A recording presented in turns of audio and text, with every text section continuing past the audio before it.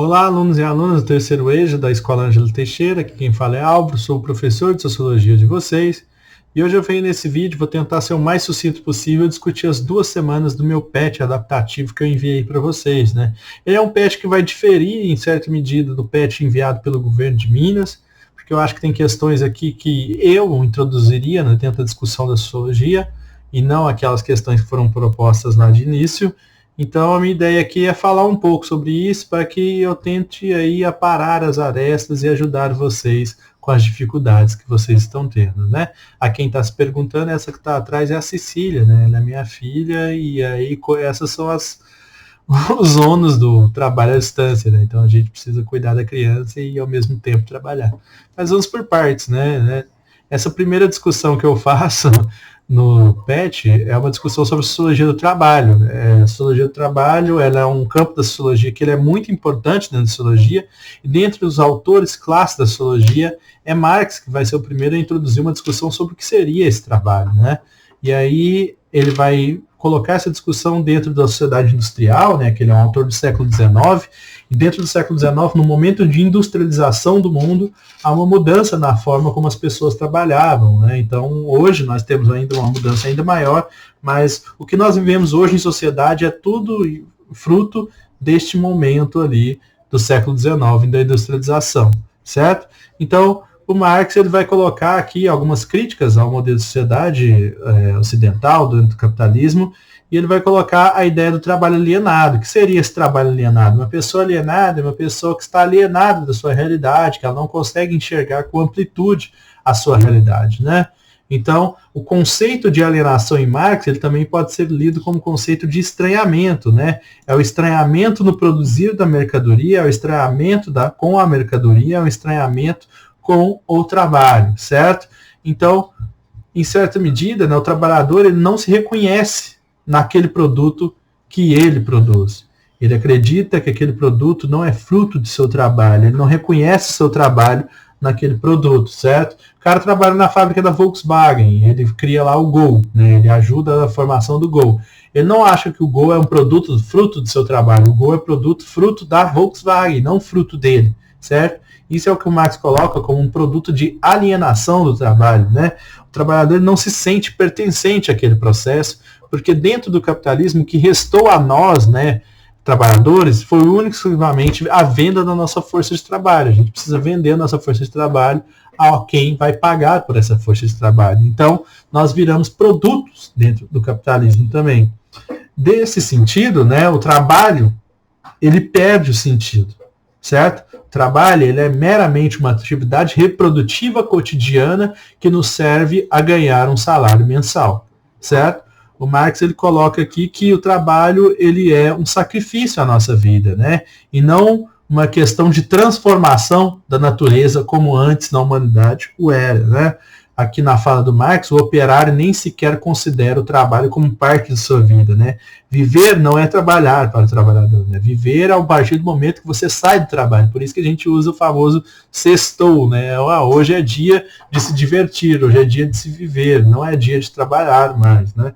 Então, esse trabalho ele se torna uma mercadoria que é transferida a um terceiro, e esse terceiro, em certa medida, não vai pagar o valor necessário por aquele trabalho. Então, o ser humano ele passa a ser um ser mercados, né? Ele passa a ser diminuído a uma dimensão única e exclusivamente mercadológica. Depois eu coloco aqui a questão da teoria do valor em Marx. Marx vai colocar que toda mercadoria ela tem em si, né, um valor de troca e um valor de uso.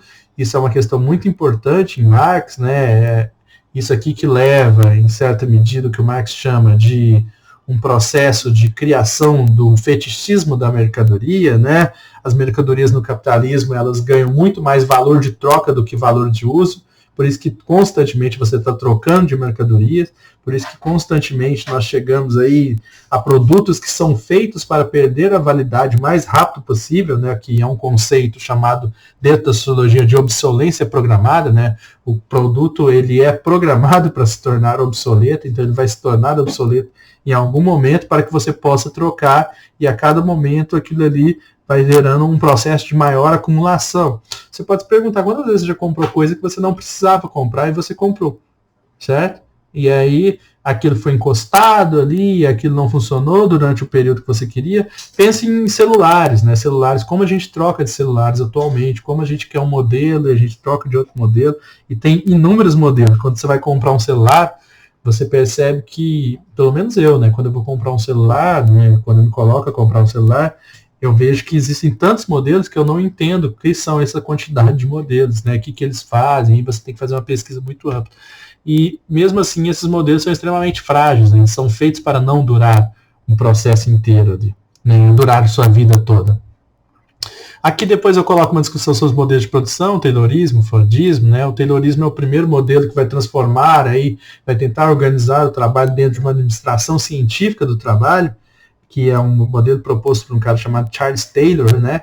Taylor, ele vai pregar aí que o trabalhador ele deve só trabalhar, ele não deve participar dos processos decisórios dentro da fábrica. E o Taylor tem dentro do artigo dele que ele fala com palavras bastante claras, né? Que ele diz que quanto mais o trabalhador for alienado do processo produtivo, melhor para aquele dono da fábrica. Então o Taylor ele vai introduzir um processo aqui de construção, né? Que vai acelerar a produtividade, vai aumentar a produtividade. Depois nós temos o Henry Ford, que vai ser o pai aí dos que nós conhecemos enquanto Fordismo, e é nesse Fordismo, né, que nós temos um modelo de esteira. Aqui ele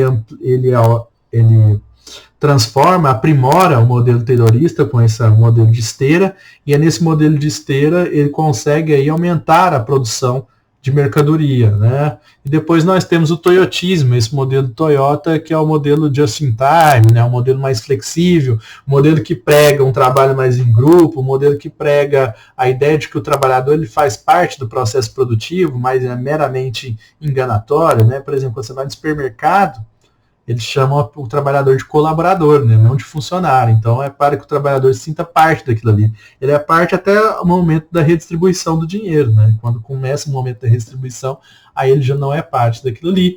Tanto é que nós vemos aí que nós vivemos num país extremamente desigual, certo? O Brasil, saiu uma notícia dessa semana, né, que teve um aumento substancial do número de bilionários na sociedade brasileira, dentro de um momento de crise, né? Crise social, crise sanitária, crise financeira, né? Muitas pessoas voltando aí à pobreza, voltando a passar fome, enquanto pessoas passam fome, outras pessoas estão cada vez ascendendo mais socialmente, né? O Lehman, né, que é o dono da Ambev, ele fez um discurso no começo da pandemia dizendo que ele gosta de momentos de crise, que são momentos de oportunidade para crescer o patrimônio dele. Então veja como as visões são distorcidas aqui. E aqui eu coloco do DIEESE, né, que é um órgão aí que ele vai fazer uma leitura sobre a questão do salário mínimo. Qual seria a renda básica do salário mínimo? O que seria o salário mínimo real para uma vida digna no Brasil?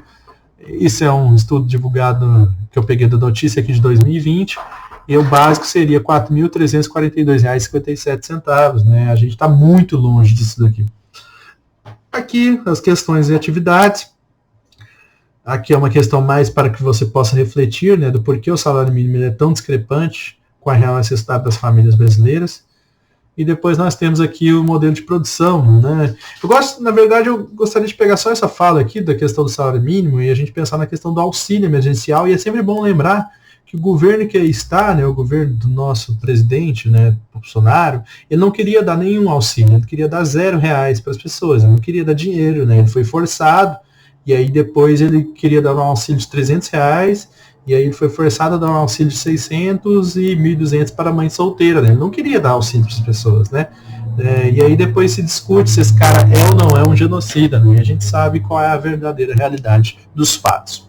Bom, questão de número 2, sobre os modelos de produção, assinar a alternativa correta. O Taylorismo é o primeiro modelo a introduzir a esteira? Não, esse é o Fordismo. O toyotismo nasce na Europa? Não, o toyotismo nasce no Japão. O Fordismo introduz a esteira de produção e aumenta a produtividade, criando uma maior demanda de consumo e produção, inaugurando uma nova fase do capitalismo. Verdadeiro. O toyotismo é um modelo mais antigo, não é o mais novo, apesar da importância dos modelos de produção, atualmente o mais usado é o Taylorismo. Não, o Taylorismo já foi abandonado. Certo? Bom, discutindo ideologia e quais são seus efeitos na sociedade brasileira. Ideologia e o brasileiro como vira-lata. A gente tem uma ideia aí de subjugar a nossa própria cultura que alguns autores vão chamar isso como um racismo cultural. Nós temos um racismo com a nossa própria cultura, colocando ela num patamar de inferioridade com outras culturas, né? Isso gera um monte de problema, né, para o Brasil, né? O sociólogo Gessé Souza, ele chama atenção para esse fato do viralatismo, né? Essa ideia do jeitinho brasileiro, para ele, ela serve somente a um discurso de enaltecimento da burguesia, né? Então a gente começa a defender que esses 11 bilionários que surgiram no Brasil, eles estão lá por merecimento, e aí que o brasileiro ele não tem jeito, que a sociedade brasileira não tem jeito, que ela deve ser abandonada, né? E aí, muitas das vezes, a gente transfere uma responsabilidade que é dos nossos políticos, nossos governantes, que seria cobrar um imposto maior das pessoas mais ricas, né? Garantir que as pessoas fiquem em casa mesmo, incentivar que as pessoas ficassem em casa, e aí nós jogamos a responsabilidade na ideia de que o brasileiro ele não tem jeito. O brasileiro ele é avesso à obediência das regras, e isso é um fator global. O mundo inteiro passou por esses processos, né? Isso não é uma particularidade do brasileiro, e aí nós achamos que isso é uma particularidade nossa, a gente ser diferente, a gente ser vira-lata, a gente ser problemático, né? Mas o mundo inteiro passou por isso. A diferença do mundo para nós é que o mundo teve governantes que atuaram, né, frente à sua população. Nós não temos isso, né? Aqui eu postei uma foto excelente, né, para exemplificar isso aqui, o nosso racismo cultural. Esse aqui é o nosso querido presidente da República batendo continência para a bandeira dos Estados Unidos, né? E aqui isso reforça muito essa questão teórica, né, que nós brasileiros acreditamos muitas das vezes que os Estados Unidos é um país muito acima de nós, que o nosso problema é cultural, que a nossa cultura não tem jeito e assim por diante. Bom, depois eu introduzo o conceito de luta de classe em Marx, né? O Marx ele vai trazer a ideia de que existe um processo de material na nossa sociedade, que toda a história da humanidade é um processo de luta de classe, sempre existiram classes sociais que são antagônicas, né, que são opostas, em um momento elas entraram em choque, desse choque surgiu um momento novo, certo? Então existem os dominantes, os dominados, e a partir do choque desses dois, né, nós temos um novo sistema político. No capitalismo, então, seria a burguesia e o proletariado, que seriam os trabalhadores, a partir do choque, né, dessas pessoas, choques ideológicos, choques materiais, sairia um novo modelo de sociedade, que o Marx nunca disse qual seria esse modelo, ele sugestionou, né, poderia ser tanto socialismo, e aí como poderia ser uma evolução do socialismo para o comunismo. Bom, atividades. Sobre a ideia de viralatismo brasileiro, podemos afirmar que Sérgio Buarque de Holanda pouco contribuiu para o desenvolvimento dessa ideia. Falso, Sérgio Buarque de Holanda contribuiu bastante. Para Gessé Souza, o viralatismo brasileiro tem um objetivo, que é expropriar o país suas riquezas. Isso aqui é verdadeiro, né? Para Gessé Souza, essa ideia do que o brasileiro não dá conta de nada faz com que nós vendemos toda a nossa riqueza natural e colocamos sob a administração de outros países, de outras pessoas, dizendo que é eles que sabem administrar e não nós. Sérgio Buarque cria o conceito conhecido como democracia racial, não, esse é o Gilberto Freire. Gilberto Freire resolve o problema da desigualdade de raças no Brasil, não, Gilberto Freire não resolve esse problema não foi resolvido até hoje, então aqui seria a letra B. Com relação ao materialismo histórico dialético proposto por Karl Marx, assinala a alternativa incorreta. A base do método do materialismo histórico vem da filosofia idealista de Hegel, verdade, né? O Marx ele só transporta isso daqui e ele vai dizer que o confronto não vem das ideias, mas vem do processo de mundo, do material, né, do mundo material. Por dialética, podemos entender o movimento dos contrários, que leva a algo novo. Sendo assim, podemos definir como uma tese que, ao ser defrontada por uma antitese, forma uma síntese verdadeira. A dialética hegeliana é materialista, né? Não, a dialética hegeliana não é materialista. A dialética marxista é idealista, também não é idealista, e isso leva que essa questão está furada, né? Então, essas duas aqui estão incorretas. Como era para ser só uma, então, essa questão aqui, ela está furada, certinho? A história da humanidade é a história da conciliação entre classes, né? Aqui também ela está incorreta. Tem 3 incorretas aqui, 2 corretas. A questão está furadíssima, né? Aqui eu faço minha culpa, né? Eu copiei isso de um exercício de vestibular e não vi que estava furado. Certinho para vocês? Espero que tenha ajudado, espero que vocês possam aí ter aprendido algo e até a próxima.